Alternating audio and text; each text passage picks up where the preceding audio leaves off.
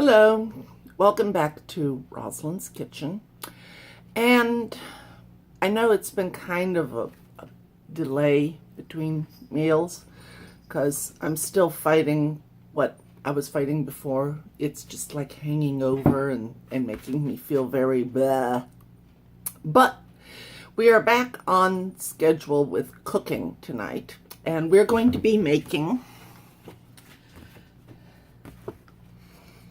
Marsala mushroom chicken skillet, and it just looked really interesting and tasty.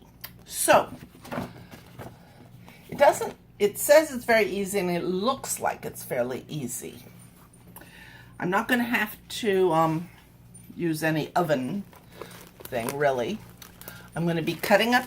I've got my mushrooms, I got broccoli, I got Marsala wine. Not quite sure what that is, but it apparently. I've got peas. I've got demi-glaze. I've got flour. I've got cream. I've got shallot. And of course I've got chicken. What I need to provide is the salt, pepper, and of course olive oil. I also will need a mixing bowl and my frying pan, which is over on the stove. So let us get started with this. All right, first I cleaned my mushrooms because mushrooms are just nasty little things. Now I am to cut my mushrooms into 1/4 inch slices. So I think I may have to sharpen my blade here. Just give me a moment here. All right, so now all of my mushrooms are sliced. Now I must peel and half my shallot and thinly slice it too. I always find it easier to just chop off the ends first because that makes it easier to get a hold of it and peel it. All right, so now the shallots have been thinly sliced. Now I must cut my broccoli florets into bite-sized pieces, which promises to be kind of interesting. Broccoli being, well, broccoli.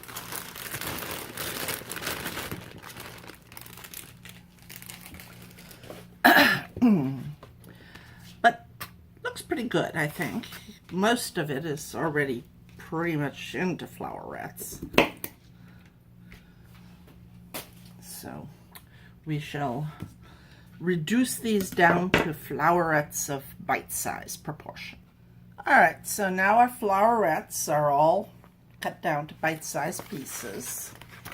Now I must cut loose my chicken and pat them dry, and on a separate cutting board cut into 1 inch dice.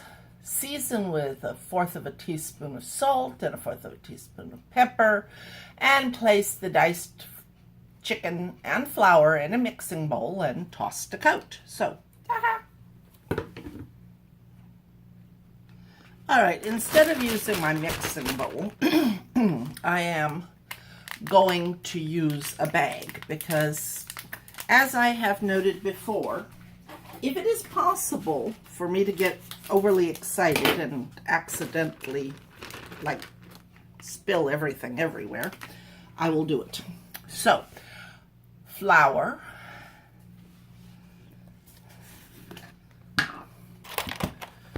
oh, 1/4 teaspoon of salt, 1/4 teaspoon of pepper. Wrong thing. This is a new thing of pepper, and it's fighting me a little bit. All right, and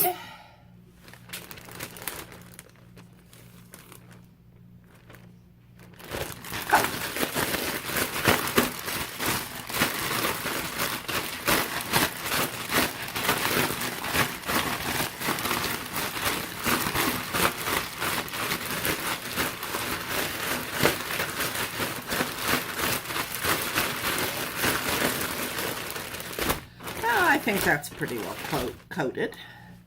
Now, it appears we are stove bound, so here we go.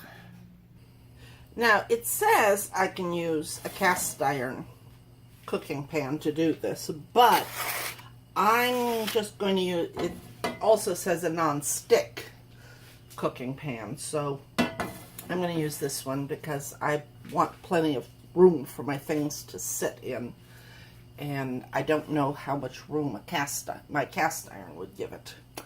So now I have got this non-stick pan over medium-high heat with olive oil, and once it is hot, I will add the chicken to it and cook it for 3 or 4 minutes until it's like browned on all sides, and then I will transfer it to a plate. The chicken will finish cooking later. It says to reserve the pan, and there is no need to wipe clean. So, all right, let's add the chicken to this stuff. Get out of there.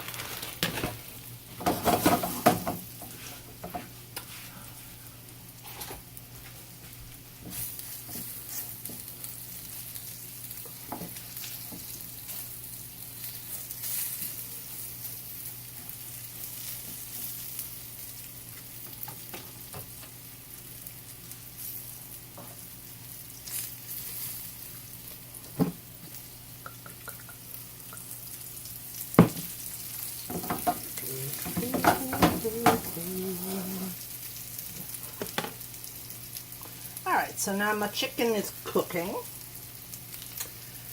and after it has seared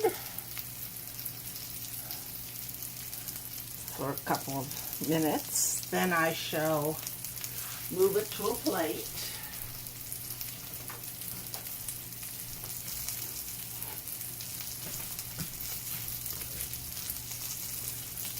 And continue with the cooking of the vegetables.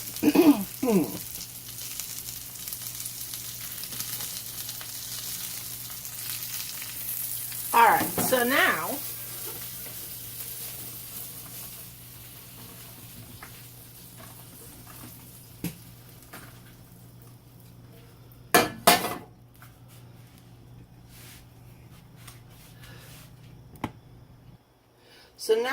I return the pan to the heat, add some more olive oil to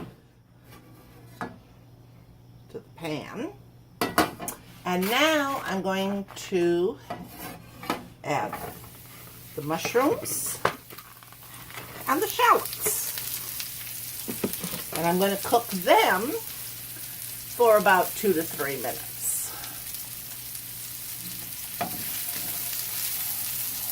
I don't know why I enjoy cooking mushrooms so much. There's just something really, I don't know, pleasurable about them. I can't smell them, as anyone who knows me knows. I can't smell, but they're cool, you know? What can I say? They're just cool. All right, so now I pour in the Marsala wine.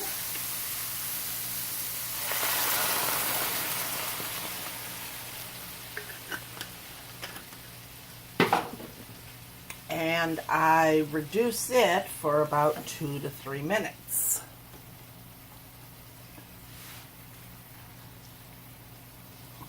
So, it's looking pretty good, isn't it? I have to admit, it's looking good. Looking good, looking good. And my mushrooms have cooked down nicely, so that's a pleasure. Alright, so now I'm adding the demi-glaze, the cream, the broccoli, 2 tablespoons of water, and 1/4 of a teaspoon of salt, and where'd my pepper go? Pinch of pepper. Alright, now I return the chicken to it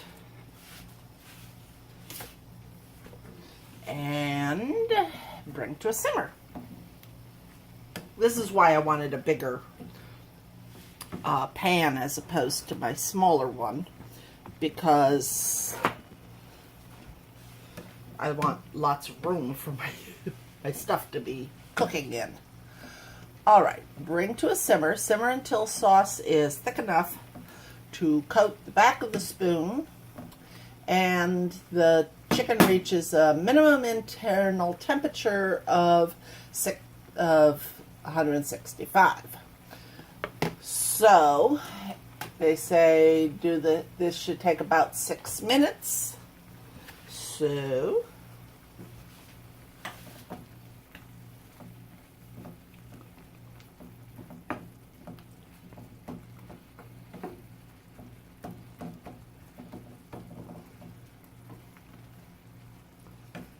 try to tuck down my broccoli so that it gets. All right, so even though they don't say to cover it, I'm going to cover it just because I want the broccoli to have a chance to, like, do its thing. That may be a mistake, it may not, I don't know. But since we don't like crunchy vegetables, it might be a good thing. All right, the final thing is to put my peas in here and just kind of let them get warmed through, because we don't want to overcook the peas, apparently. Just give them about 30 seconds or so to get nice and warm and toasty.